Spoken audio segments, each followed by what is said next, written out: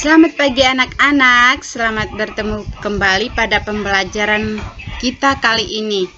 Mata pelajaran kita hari ini ialah IPA dengan materi bentuk-bentuk pemanfaatan sampah sebagai upaya kelestarian alam dalam kehidupan sehari-hari.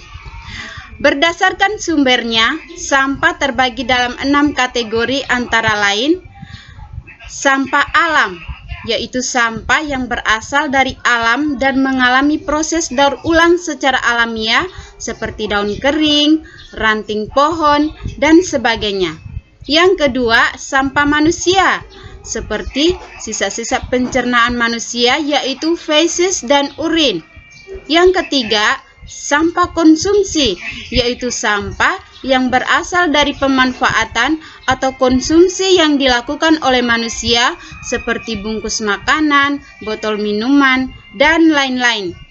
Yang keempat, sampah nuklir, yaitu limbah dari pemrosesan dan pembuatan nuklir.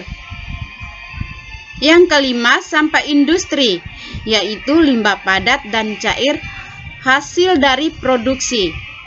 Yang keenam, sampah rumah tangga, yaitu sampah hasil-hasil sisa rumah tangga seperti plastik, kertas, air cucian, dan lain sebagainya.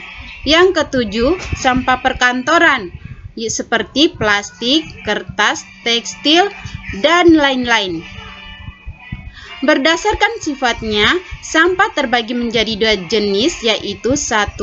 Sampah organik atau sampah yang dapat diuraikan kembali melalui proses alamiah, contohnya daun-daun kering, ranting, sayur, dan lain-lain. Yang kedua, sampah anorganik atau sampah yang tidak dapat diuraikan lagi oleh alam, contohnya plastik, botol, kaleng, dan lain-lain. Dampak tumpukan sampah ada 2, yaitu yang pertama dampak langsung dari tumpukan sampah, yaitu munculnya penyakit menular dan penyakit kulit. Yang kedua dampak tidak langsung, yaitu menyebabkan banjir. Yang berikut, penanganan sampah yang baik memiliki 4 prinsip yang dikenal dengan 4R, yaitu reduce, yaitu mengurangi konsumsi barang yang menghasilkan sampah. Yang kedua, reuse, memilih barang yang bisa dipakai kembali untuk memperpanjang jangka waktu sebuah benda menjadi sampah.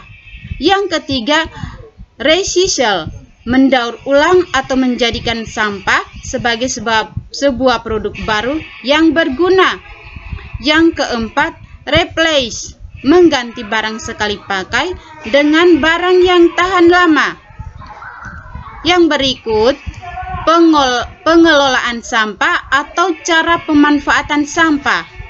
Antara lain yang pertama, pembuatan kertas atau daur ulang kertas.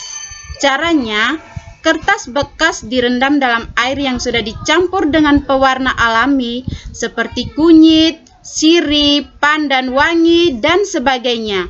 Hasilnya digunakan untuk kesenian atau hanya sebagai media tulis. Cara pengolahan sampah yang kedua, untuk pembuatan kerajinan dari koran bekas, contohnya vas bunga. Caranya, kita membuat lilitan koran dalam jumlah yang banyak, kemudian disusun menyerupai vas bunga, dan untuk mempercantik tampilan bisa diberikan warna pada koran tersebut. Cara pengolahan sampah yang ketiga yaitu untuk membuat kerajinan dari kaleng bekas atau gelas. Contohnya yang pertama, membuat gift box dari kotak permen. Yang kedua, membuat kotak pensil dari botol kaca. Yang ketiga, membuat bunga dan mainan anak-anak seperti pada gambar ini. Cara pengolahan sampah yang keempat yaitu untuk membuat makanan ternak. Contohnya, membuat pakan ayam dari limbah organik rumah tangga dengan cara mencampur sisa sayuran atau ikan dengan dedak. Campuran ini menghasilkan makanan ternak ayam yang bergizi tinggi. Cara pengolahan sampah yang kelima yaitu untuk pembuatan kompos. Beberapa sampah organik seperti kotoran hewan ternak dapat diproses untuk dijadikan kompos. Cara pengolahan sampah yang keenam adalah untuk pembuatan gas mentah, metan. Cara yang dilakukan adalah menimbun sampah di dalam lapisan tanah, kemudian diberi saluran pipa instalasi gas metan, dan hasil gas tersebut disalurkan ke pemukiman warga untuk listrik dan bahan bakar kompor. Yang berikut cara pengolahan sampah yang ketujuh, yaitu sebagai program bank sampah. Program bank sampah yaitu tempat di mana dikumpulkan sampah anorganik untuk daur ulang seperti gelas plastik, kaleng, dan lain-lain. Tempat ini memberikan peluang usaha bagi pemulung. Hal ini sangat efektif karena selain bisa membantu para pemulung, juga mengurangi intensitas sampah. Sekian dan terima kasih.